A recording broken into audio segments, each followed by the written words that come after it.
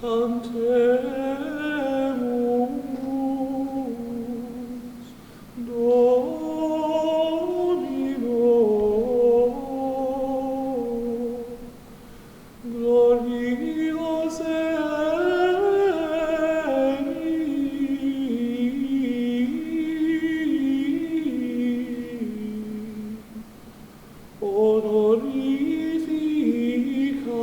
honorificatus est, ecum et ascensore,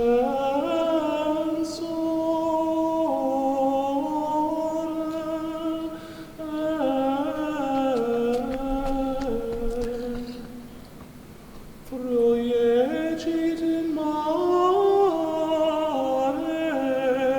My name is Brother Raban. I'm a monk of Subiaco Abbey in Subiaco, Arkansas.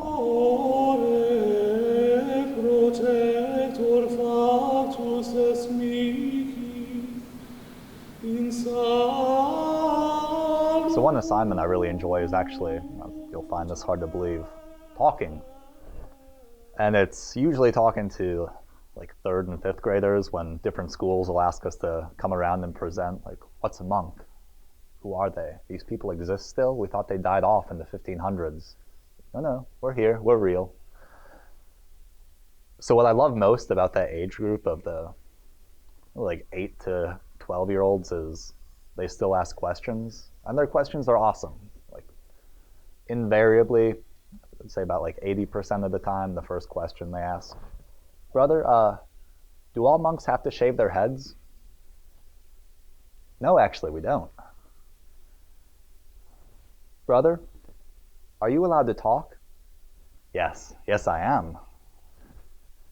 And then after they get through asking things that maybe they could have figured out by looking or listening, some of the more interesting ones pop up, like, are monks allowed to play video games? Yes, we are. We have phones, computers. What we do when we step away from the world, though, is reprioritize.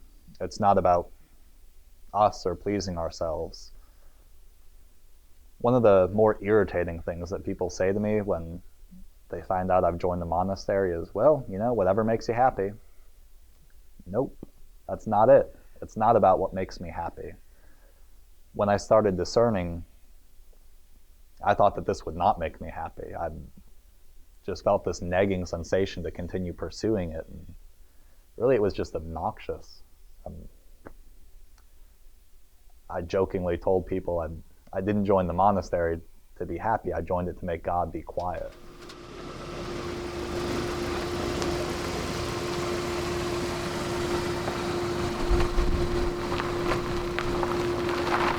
I've been here almost 3 years now. What do you think of it so far? I'm having a blast. Living the life. What's your favorite thing to do, activity-wise? It really depends on, my favorite thing to do really depends on the time of day. I usually prefer reading, teaching, studying in the morning, and then running in the afternoon. Then prayer is kind of interspersed throughout.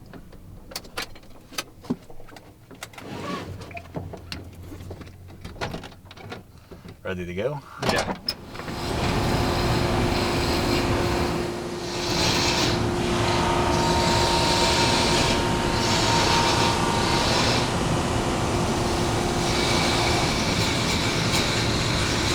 When I came here, I was interested in learning how to make a chess set for my godson, who was quite an avid chess player at the age of 4. He beat me. It was pretty embarrassing.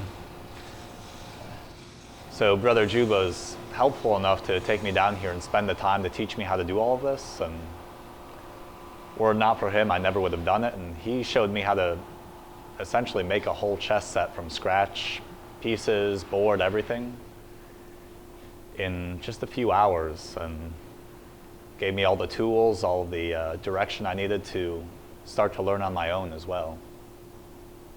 And I think that's an important part of monasticism, is this idea of carrying on, continuing the tradition. Et honorabo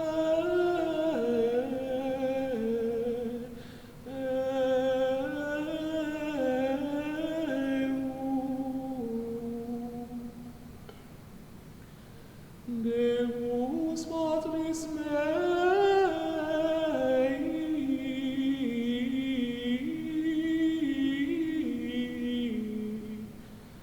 et exaltabo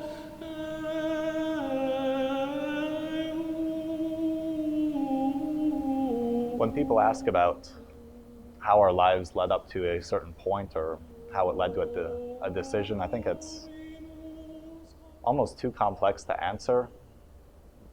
God's too smart for coincidences. He aligns everything up really perfectly. There are some details that we can only catch in hindsight, and I think there are other details about my life that I'm just not going to realize how influential they were.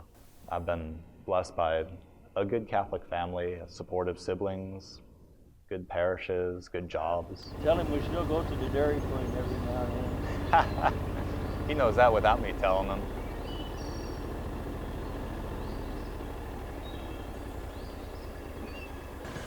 He knows how to do it, doesn't he? Oh, He's a professional. yeah. This is usually done in the fall, and we get done about January or February. But you're always pruning for next year, you know. Even right now we're pruning for next year. Yeah.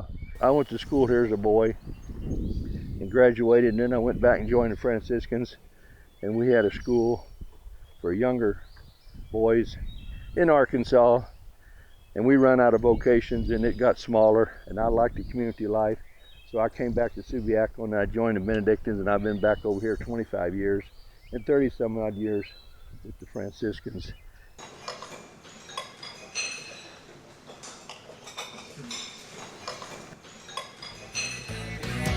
Aaron, hey, the Arkansas Monastery is working together to make its own peanut brittle and homemade hot sauce. Been making it for quite some years. What a combination it is. Peanut brittle and hot sauce. But I understand, though, Brother Raban, we don't put the two together. I wouldn't advise it. Some people do it, though. Some people actually put the two together. I guess you want your sweet and your spicy together, right? And spicy, just all the flavors Yeah, in but- one bite, I guess. Now, the sauce is called monk sauce. Correct. And tell us about where this idea came from and it really originated from and why exactly. Sure. One of our monks spent about 28 years in Belize, Central America, where he grew to love hot sauce. After 28 years, if Yeah, you're around that would spices, happen. you'll get accustomed to it for sure. So he brought some seed back of the habanero pepper from Belize and started growing them here. And since then, we've been cultivating them, making hot sauce every year since.